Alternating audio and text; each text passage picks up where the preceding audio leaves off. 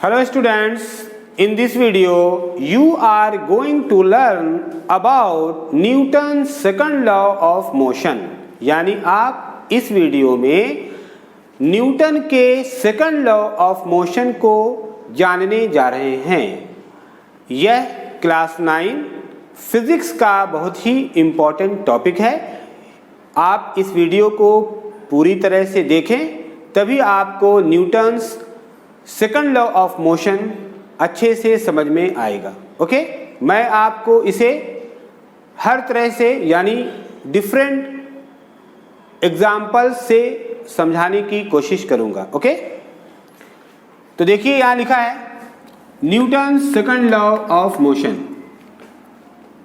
Law ये है कि force is directly proportional to the mass of an object and acceleration is indirectly proportional to the mass of the object। ठीक है, आप देख रहे होंगे Newton second law of motion में दो पार्ट्स है। There are two parts.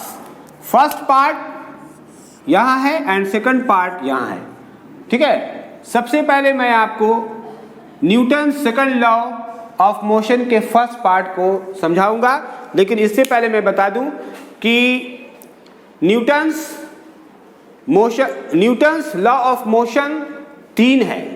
आपको इस वीडियो में मैं सेकंड लॉ को बता रहा हूं, लेकिन आप जानना चाहते हैं first law and third law को भी, तो आप इस वीडियो के डिस्क्रिप्शन बॉक्स में जाएं और वहां first law and second law पर भी वीडियो बना हुआ है। आप उसके लिंक को देखें, क्लिक करें और उसे भी समझें। तो देखिए यहां लिखा है force is directly proportional to the mass of an object.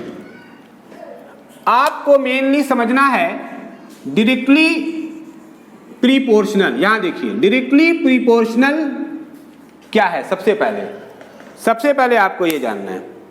ठीक है, यहां देखिए लिखा है डायरेक्टली प्रीपोर्शनल, और देखिए यहां लिखा है इनडायरेक्टली प्रीपोर्शनल। इसको आप पहले समझें ये क्या है। सबसे इंपॉर्टेंट पॉइंट यही है। ठीक है, यानी डायरेक्टली प्रीपोर्शनल एंड इनडायरेक्टली प्रीपोर्शनल। इसे आप समझ गए तो समझ जाइए कि आप सारा कुछ समझ जाएंगे। ठीक है, तो देखिए डायरेक्टली प्रीपोर्शनल ये है कि अगर मान लीजिए कि दो फिजिकल क्वांटिटी है, फिजिकल क्वांटिटी जैसे कि यहां देखिए, यहां फोर्स है, F means force and M means mass. दो फिजिकल क्वांटिटी की जैसे हम अभी रखते हैं, दो फिजिकल क्वांटिटी, एक फोर्स एंड एक मास। तो मान लीजिए कि इस दो फिजिकल क्वांटिटी में एक के वैल्यू को बढ़ाने से दूसरा भी बढ़ जाए, ठीक है, या एक के वैल्यू को घटाने से दूसरे का भी वैल्यू घट जाए, तो इसे कहते हैं डायरेक्टली प्रीपोर्शनल। लेकिन अगर एक फिजिकल क्वांटिटी के वैल्यू को बढ़ाने से दूसरे फिजिकल क्वांटिटी के वैल्यू घट जाए, या फिर पहले फिजिकल क्वांटिटी के वैल्यू को घटाने से दूसरे फिजिकल क्वांटिटी का वैल्यू बढ़ जाए, तो इसे कहते हैं इनडायरेक्टली प्रीपोर्शनल। आइए फिर से समझ लें, क्योंकि बहुत जरूरी है डायरेक्टली प्रीपोर्शनल एंड इनडायरेक्टली प्रीपोर्शनल क्या है। फिर से सुनिए, मान लीजिए कि टू फिजिकल क्वांटिटी है, फोर्स एंड मास। सपोज मान लीजिए फोर्स बढ़ा रहे हैं एंड मास भी बढ़ जा रहा है, या फोर्स घटा रहे हैं, मास भी घट जा रहा है, यानी एक के बढ़ने से दूसरा बढ़ रहा है, एक के घटने से दूसरा घट रहा है, तो यह हुआ डायरेक्टली प्रीपोर्शनल। और अगर मान लीजिए सपोज दैट कि फोर्स बढ़ा रहे हैं, मास घट रहा है, या फोर्स घटा रहे हैं, मास बढ़ रहा है, यानी उल्टा हो रहा है, तो इसे कहते हैं इनडायरेक्टली प्रीपोर्शनल। हो गया। अब आइए जाने लॉ के बारे में। लॉ ये कह रहा है कि force is directly proportional to the mass of an object. मतलब यह हुआ कि force and mass directly proportional होता है। मतलब यह हुआ कि अगर मास बढ़ेगा तो फोर्स भी बढ़ेगा, मास घटेगा तो फोर्स भी घटेगा, क्योंकि मैंने आपको बता दिया डायरेक्टली प्रीपोर्शनल का मतलब क्या हुआ। यानी मास बढ़ेगा तो फोर्स भी बढ़ेगा, मास घटेगा तो फोर्स भी घटेगा। मास का मतलब होता है वजन, और फोर्स क्या है तो आप जानते हैं। और डिटेल्स में अगर जानना है मास एंड फोर्स क्या है तो आप इस वीडियो के डिस्क्रिप्शन बॉक्स में जाएं, वहां मास पर एंड फोर्स पर बने वीडियो का लिंक मिलेगा, उसे आप समझ लेंगे। तो मास का मतलब होता है इन शॉर्ट वजन, यानी कहा जा रहा है, न्यूटन अपने सेकंड लॉ में कह रहे हैं कि वजन बढ़ेगा, ठीक है, तो ज्यादा फोर्स की जरूरत पड़ेगी, और अगर वजन घटेगा तो कम फोर्स की जरूरत पड़ेगी। आइए इसे एग्जांपल से समझें।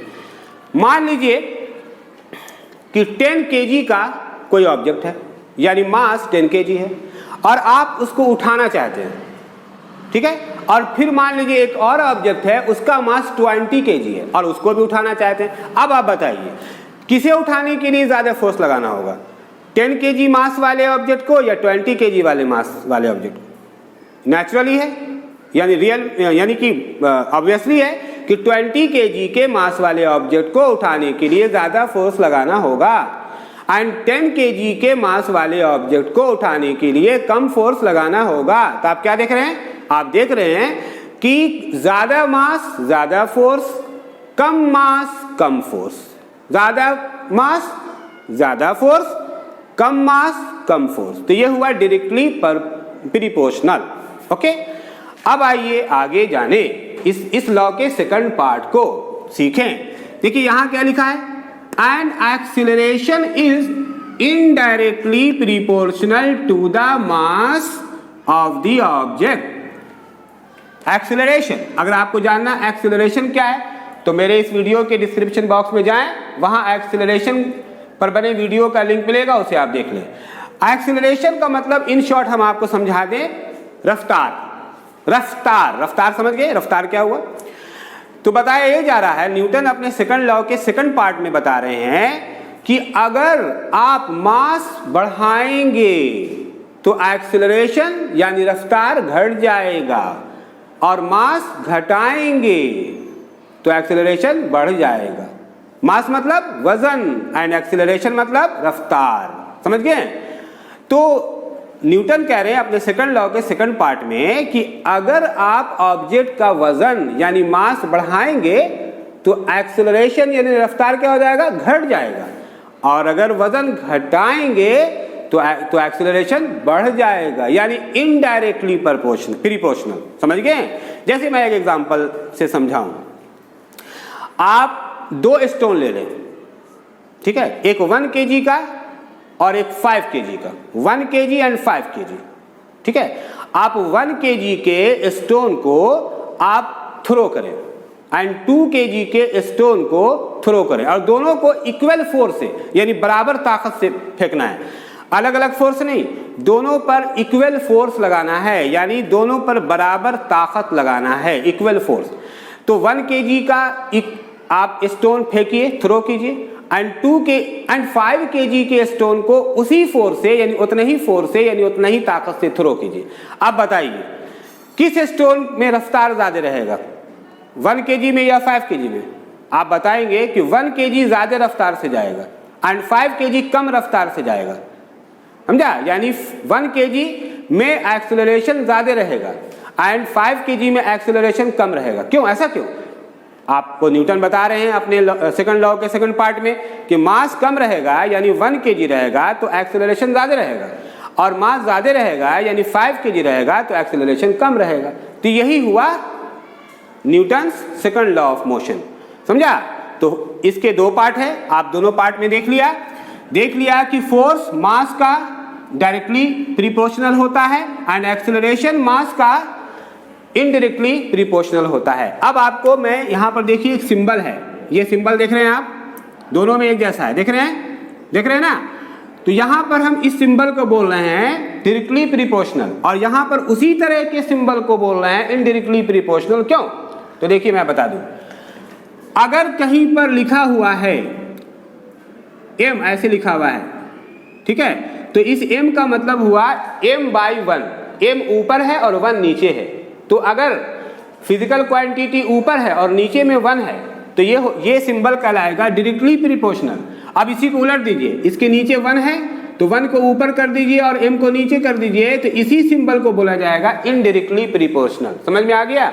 यानी कि अगर 1 नीचे रहेगा, देखिए यहाँ पर 1 छिपा हुआ है, 1 नीचे छिपा हुआ है, ठीक है, तो 1 अगर नीचे है तो वो सिंबल कहलाएगा डायरेक्टली प्रीपोर्शनल, और अगर 1 ऊपर में है और फिजिकल क्वांटिटी नीचे है तो वही सिंबल कहलाएगा इनडायरेक्टली प्रीपोर्शनल। आप देख रहे होंगे यहाँ पे लिखा हुआ है क्या, m, इसके नीचे है 1 इसके नीचे है, तो ये हो गया डायरेक्टली प्रीपोर्शनल। लेकिन यहाँ पर क्या देख रहे हैं आप, यहाँ पर आप देख रहे हैं 1 ऊपर है एंड m नीचे है, दोनों में m है, देखिए दोनों में m है, लेकिन यहाँ m ऊपर एंड 1 नीचे है, यहाँ 1 ऊपर एंड m नीचे है, तो सिंबल बदलेगा नहीं।